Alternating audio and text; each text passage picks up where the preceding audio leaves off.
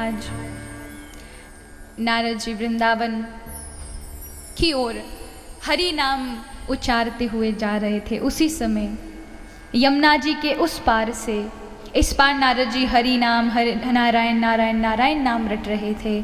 बड़ी शांति थी, बड़ा आनंद था, खूब मन भजन में लग रहा था। कल कल करती हुई यमुना नदी, लेकिन थोड़ी दूर चले ही थे कि किसी ने शांति में मानो रस में भंग डाल दिया हो। एक बहुत तेज रोने की आवाज़ सुनाई दी। कोई स्त्री बहुत तेज रो रही है, मुझे कोई बचा ले, मुझे कोई बचा ले, कोई बचा ले। नारद जी को बड़ा आश्चर्य हुआ कि ये कौन स्त्री है जो इतनी तेज तेज पुकार रही है। जब देखा उस पार से आवाज़ आ रही है तो नारद जी आज आकाश मार्ग से होते उस पार गए। देखा एक बड़ी ही सुंदर स्त्री जिसके सारे चिन्ह सौभाग्यवती के दिख रहे थे। बड़ी सुंदर, कोई 20-22 वर्ष की नवयुवती, और अपनी गोदी में बूढ़े पुरुषों को लिटा करके, दो पुरुष, एक का सिर इस जंघा पर रखा है, दूसरे का इस जंघा पर रखा है, उन वृद्ध पुरुषों को देखकर रो रही है। नारद जी ने बड़े ध्यान से देखा ये कौन है और ये स्त्री क्यों रो रही है। उसके साथ और भी अनेक स्त्रियां थी। वहां और कोई पुरुष दिखाई नहीं, वो दो ही पुरुष थे जो लेटे हुए थे। लग रहा था इनमें कोई जान नहीं रही है। अब नारद जी को जब ऐसा लगा तो उन्होंने कहा फिर हमारा क्या मतलब है, अब संसार का भी अपना दुख है, हमें इन मामलों में नहीं पड़ना चाहिए। जाने लगे तो उस स्त्री ने एकाएक महात्मा को जाते हुए देखा तो आज नारद जी की ओर खड़ी हो गई और प्रार्थना करने लगी। कहा रुकिए महाराज, आप अगर संत दरवाजे तक आ जाएं पुण्यों के बाद और फिर भी यदि लौट कर चले जाएं तो ये हमारा बड़ा दुर्भाग्य है। महाराज मुझे क्षमा करिए, मैं देख ना पाई, पर मुझे बचा लीजिए क्योंकि मुझे आपका ही आश्रय है। भौ भौषादो क्षणं तिष्ठा मचिन्तामपि नाशया दर्शनं तव लोकस्य सर्वथा अगहरं परम। हे महाराज, भव भौषादो क्षणं तिष्ठः, महाराज सुने, रुक जाइए। मेरा भाग्य तो नहीं है, लेकिन मैं आपकी शरण में हूँ और सुना है कोई शरणागत हो जाता है तो हरि वैष्णव जन, हरि भक्त कभी छोड़ते नहीं हैं, तो मुझे ना छोड़िएगा, मेरे दुखों का निवारण करिए। तो नारद जी पूछते हैं देवी तुम कौन हो, पहले अपना परिचय दो, और ये कौन है। कहा महाराज ये जो लेटे हुए दिखाई दे रहे हैं बूढ़े, ये मेरे दो बेटे हैं, मैं इनकी माँ हूँ। नारद जी को बड़ा आश्चर्य हुआ, माँ एकदम 20 वर्ष की और बालक 80-80 साल के, बड़ा ये तो उल्टी बात हो गई। मैंने कहा देवी मुझे नहीं लगता तुम इस जगत की हो, क्योंकि जगत का व्यवहार बड़ा ठीक ठाक सा है, लेकिन आपका बड़ा उल्टा दिखाई दे रहा है। सच सच बताओ आप कौन हैं। तो देवी जी हाथ जोड़कर कहती है महाराज सच पहचाना, मैं इस जगत की नहीं हूँ, मैं तो गोलोक धाम से आई हूँ। क्या नाम है। अहम भक्तिरिति ख्यातो इमो में तनयो मतयो ज्ञान वैराग्य नामानो काल योगेन जर्जरो। महाराज मेरा नाम भक्ति है, मैं गोलोक धाम से भगवान के भक्तों के लिए इस धरा पर आई हूँ, क्योंकि मेरा जब तक निवास कहीं नहीं होता तब तक भगवान के प्रति प्रेम उत्पन्न नहीं होता। इसलिए प्रभु ने आदेश दिया तो इस धरा पर आई, लेकिन धरा पर मेरा जन्म तो हुआ, साथ में मेरे बालक भी, क्योंकि मुझे भगवत भक्ति के साथ भगवान की पत्नी भी कहा जाता है, तो मेरे बालकों का जन्म हुआ ज्ञान और वैराग्य। ये बड़े सुंदर बाल अवस्था में थे। तब मेरा निवास दक्षिण भारत में था, इसलिए हमारे जितने भी आचार्य हैं सनातन धर्म के, अलग अलग संप्रदायों के, सबके सब दक्षिण भारत से महाराज। और भक्ति महारानी कहती हुई उत्पन्नम द्रविणम साहम वृद्धि कर्नाटके गता क्वचित क्वचिन महाराष्ट्र पर गुजरे जुर्नताम गतः। तो यहाँ आज नारद जी कहते हैं, देवी चिंता मत करो, मैं तुम्हारे इन बालकों को ठीक कर दूंगा। भक्ति महारानी ने कहा, महाराज बालक तो ठीक हो जाएंगे, पर ये ज़्यादा देर ठीक नहीं हो सकेंगे, क्योंकि मैंने भी बहुत उपाय कर लिए हैं। अच्छा, अब ध्यान दीजिएगा, अब इस कथा में बताया जा रहा है कि भक्ति महारानी तो कौन है, युवती हैं, और उनके पुत्र वृद्ध हो गए हैं, यानी 80-80 साल के हैं, और भक्ति महारानी 20-22 वर्ष की है। अब ध्यान देना, भक्ति कौन है, ज्ञान वैराग्यों की माता है, और ज्ञान वैराग्य कौन है, जो पड़े हैं पुरुषों के रूप में। नारद जी के समक्ष, अब मैं आपको बता दूं, ये समाधि भाषा है, ऐसा मत समझ लेना भक्ति महारानी जवान है तो इसका मतलब उनके बाल काले होंगे, उनके पुत्रों के बाल बूढ़े हो गए होंगे। इसका अर्थ है कि अन्य जगहों पर भक्ति की कोई कद्र नहीं थी, लोग ज्ञान वैराग्यों को अत्यधिक ज्यादा महत्व देते थे, इसलिए अन्य जगहों पर भक्ति महारानी बूढ़ी होकर रही, लेकिन ज्ञान वैराग्य जवान थे, क्योंकि उन्हें खुराक मिल रही थी, हर एक व्यक्ति के हृदय में ज्ञान था, वैराग्य था। लेकिन श्री धाम वृंदावन में उल्टा हो गया, वहां केवल भक्ति भक्ति रहती है, ज्ञान वैराग्य का कोई काम धाम नहीं था। पर जैसा कि मैंने आपको कल बताया था कि भक्ति में ज्ञान का और वैराग्य का होना बहुत आवश्यक है। अगर भक्ति रही और ज्ञान नहीं रहा तो भक्ति ज़्यादा दिन टिकने वाली नहीं है, क्योंकि जिस चीज़ के बारे में आपको पता ही नहीं होगा, उसके महत्व के बारे में अगर आप जानेंगे ही नहीं तो आपको प्रेम नहीं होगा। तो भक्ति जीवन में आएगी तो, लेकिन भाव नहीं बनेंगे, फिर आपके सामने अलमारी में ठाकुर जी रखे रहेंगे, आप कभी भी भावुक होकर के उनके सामने आधा घंटा भी नहीं बैठ सकते, क्योंकि आपके अंदर प्रेम का जन्म ही नहीं हुआ। ऐसे समझें, अगर कोई हरदा से मथुरा जा रहा हो, ट्रेन में बैठा हो, अब ट्रेन में बैठा हो, सामने वाले भले तुम्हारे गांव का हो या किसी पास ही के किसी गांव का, और आप एक दूसरे को नहीं जानते, तो भले ही पूरा 10 घंटे बैठ जाना आमने सामने, कोई बातचीत नहीं होगी। हो सकती है राम राम तक, क्योंकि जानते नहीं, अब भले ही आपके सामने दिख रहा है, अब महत्व बुद्धि नहीं है, आपको उसके बारे में पता ही नहीं है कौन है, कोई परिचय ही नहीं है, तो क्या होगा, पूरे 8 से 10 घंटे आप बैठे रहेंगे, सब काम करेंगे, लेकिन बोलचाल नहीं होगी। लेकिन कोई तीसरा आ जाए जो आपको भी जानता और उसको भी जानता हो, तो क्या होगा, वो कहेगा, अजी अरे आप यहाँ कैसे, अरे आप यहाँ पर, और ये फलानी जी आप यहाँ कैसे। फिर वो दोनों से मित्रता करवा देता है, ये यहाँ के हैं, ये यहाँ के हैं। होता है कि नहीं होता है कि भैया ये तो 4 खेड़ा के हैं और ये मसन गांव के हैं, तो क्या होगा, परिचय हो जाएगा, कौन से कहाँ के कैसे हैं, फिर परिचय होगा तो क्या होगा, प्रेम होगा। प्रेम होने के बाद बातचीत होगी, बातचीत के बाद पूरी रिश्तेदारी निकल आएगी।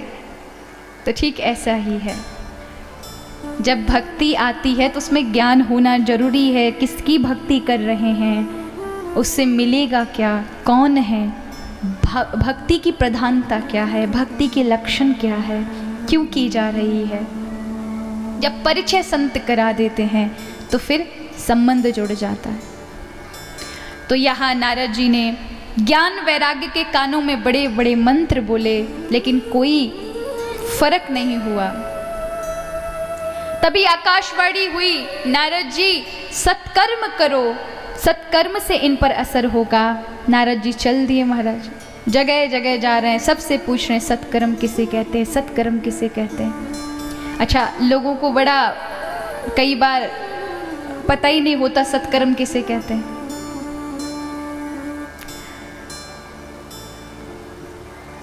अच्छे कार्य किसे कहते हैं, सत्कर्म, सत्य का कर्म कौन सा है, कौन से ऐसे कार्य करें जो सत्य हों।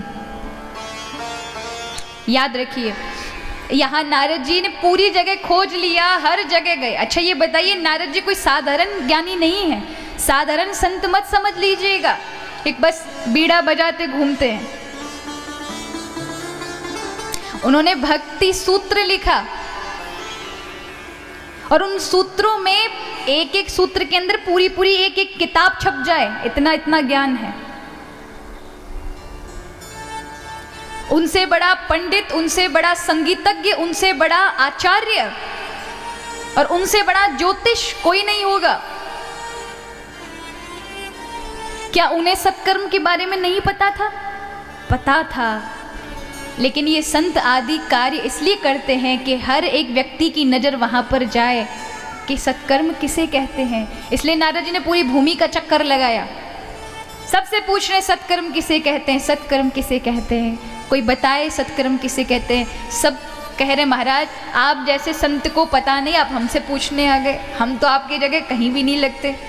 आप जैसा बड़ा संत रात दिन भगवत नाम लेने वाला इतना बड़ा ज्ञानी नहीं जानता तो हम साधारण कैसे जानेंगे। अब सबकी नज़र केवल नारद जी के उस प्रश्न पर थी, सभी संतों की, समस्त भक्तों की, समस्त देवताओं की। आखिर ये सत्कर्म है क्या जो नारद जी को भी नहीं पता? सबसे पूछे जा रहे हैं।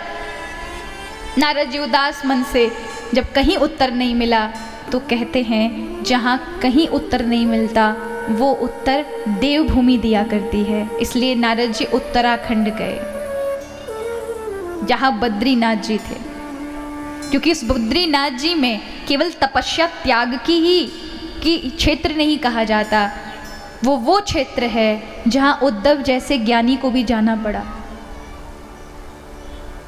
भगवान जब स्वधाम जा रहे थे तो उद्धव को कहाँ भेजा? वृंदावन नहीं भेजा, कहाँ भेजा? बद्री धाम जाओ, क्योंकि बद्री धाम में ब्रह्मा सनकादिक स्वयं भगवान नारायण श्री बद्री विशाल भी अपने सहज स्वरूप में वहाँ विराजमान रहते हैं। तो आज नारद जी वहीं पर साधना करने के लिए गए कि मैं अपनी साधना से जानूं, लेकिन उसी समय सनकादिक ऋषियों से भेंट हुई है। सनकादिक ऋषियों से पूछा महाराज सत्कर्म किसे कहते हैं। सनकादिक ऋषि प्रसन्न मुख से नारद जी से कहने लगे आप बैठ जाइए, कहीं मत भागिए, हमारे पास इसका उत्तर है। बोले महाराज आपके पास कैसे उत्तर? तो आज बताते हैं सनकादिक ऋषि।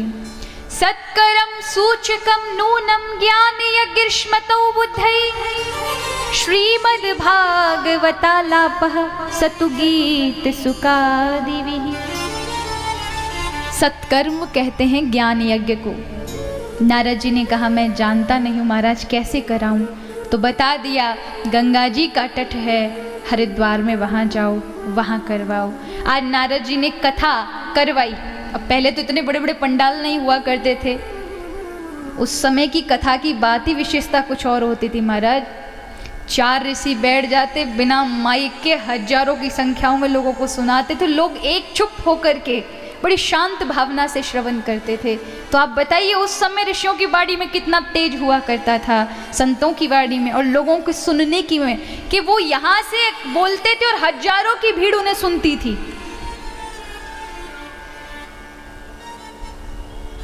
आज तो यहाँ कथा में खूब सब सुनते हैं 4 घंटे, और जैसे उठेंगे तो धूल जैसे झाड़ते हैं ना, वैसे कपड़ों से पूरी कथा यहीं छोड़ करके और चप्पल पहनी, और वहाँ तक तो बिल्कुल याद नहीं रहने वाले, जूते पहनते सब भूल गए। ऐसा नहीं करना। कथा तब पुण्य देती है, यहाँ से कुछ चीज़ें सुनकर जाओ और घर में चिंतन करो कि आज आपने क्या सुना। अगर वो चीज़ें, अगर आपको कुछ भी याद आ गई अंश यहाँ के भगवत भजन के, भगवत नाम के, समझ लीजिए आपकी कथा सुनना सफल हो गया। अगर कथा का एक भी विषय घर जाने के बाद याद नहीं रहा तो आपका 4 घंटे बेकार गया, ये इसका प्रमाण है। इसलिए इस बात का विशेष ध्यान रखें। 4 घंटे जब बैठे ना तो किसी अच्छी बात का मनन चिंतन अपने साथ बांध कर लेकर जाइएगा, ये नहीं यहाँ भूल जाए।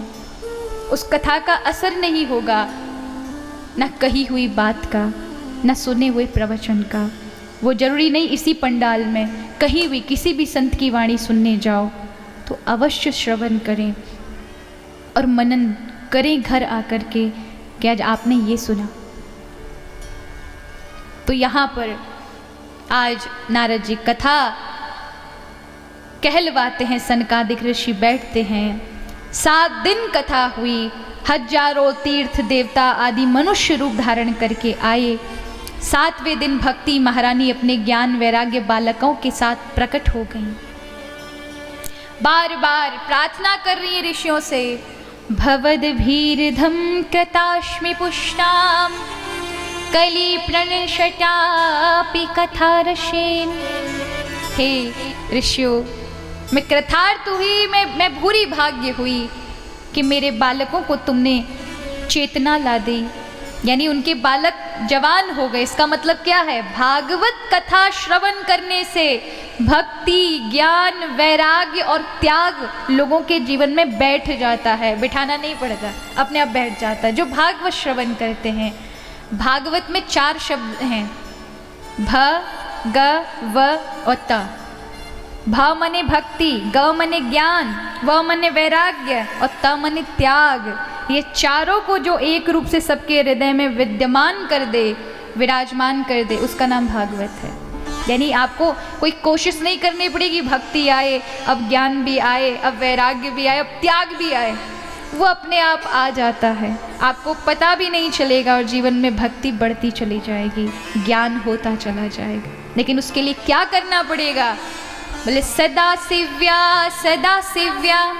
श्रीमद्भागवती कथा, यस्या श्रवण मात्रेण हरिचित्तम समाश्रये। सदा कथा सुनते रहो, सदा कथा सुनते रहो। कभी ये विचार नहीं आना चाहिए कि आपने बहुत कथाएं सुन ली है। अगर ऐसा कह दिया तो समझ लीजिए आपने कथा का रस नहीं जाना। इसलिए सदा सुनते रहें। आचरण में नहीं उतरे तो भी बुरा मत मानिएगा कि जीवन में उतारना जरूरी है। आप सुनते रहिए।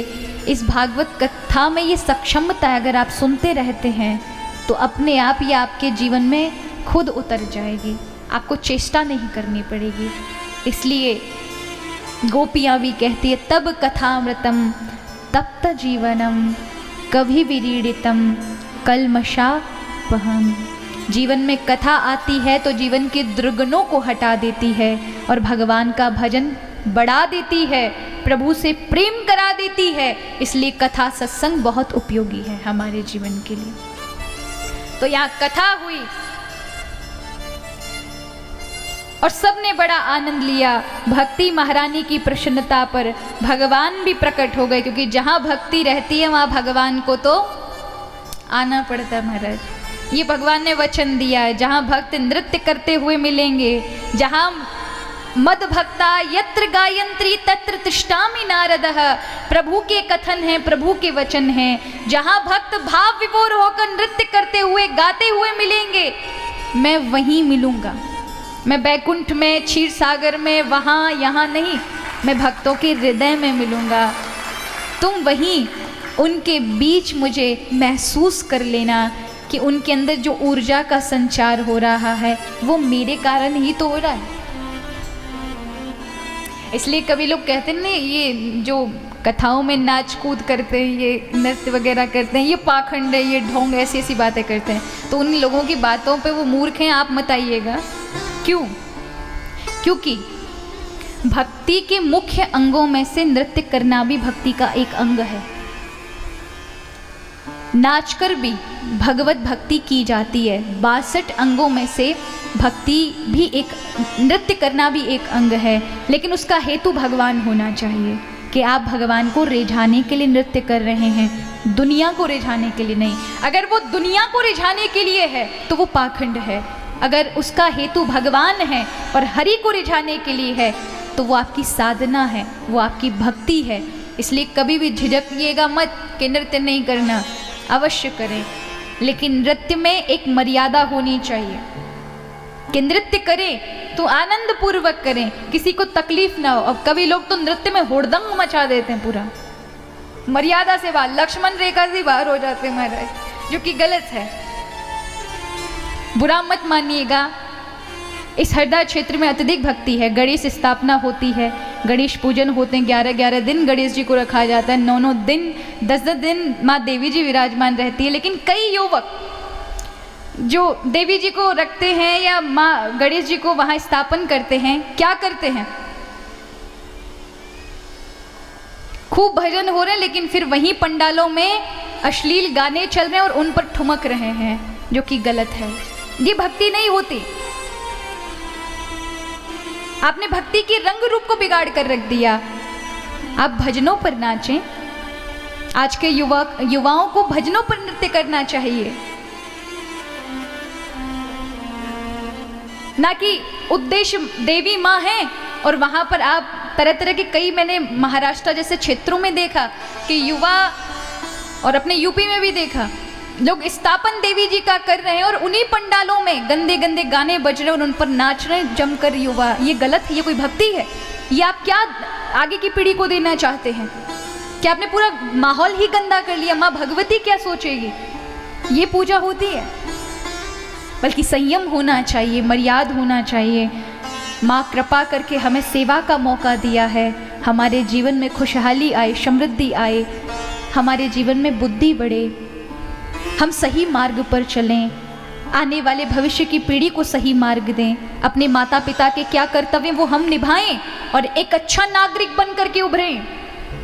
ये इस नवरात्रि की उसमें लेना चाहिए। और यहाँ के युवा बड़े ही सज्जन हैं, सभी की सभी धर्म के कार्यों से भी जुड़े हैं और साथ भी संयमता मर्यादा सबके अंदर है। तो यहाँ आज भक्ति महारानी प्रकट हुई हैं, भक्तों के हृदय में विराजमान हुई, भक्त नाचने लगे तो यहाँ पर भगवान प्रकट हुए हैं। भगवान को देख करके सभी ने कहा कि हे प्रभु, क्या कहा? सभी ने कहा हे प्रभु जी, ऐसे ही आप भक्तों के बीच में आकर के हमें दर्शन दीजिए और हम पर कृतार्थ करिए, हम पर दया करिए। सब्सक्राइब करें टोटल भक्ति को। अब हमारे वीडियोस को सबसे पहले देखने के लिए बेल आइकन को दबाना ना भूलें। इस वीडियो को लाइक और शेयर जरूर करें। आप हमारे चैनल को सब्सक्राइब भी कर सकते हैं।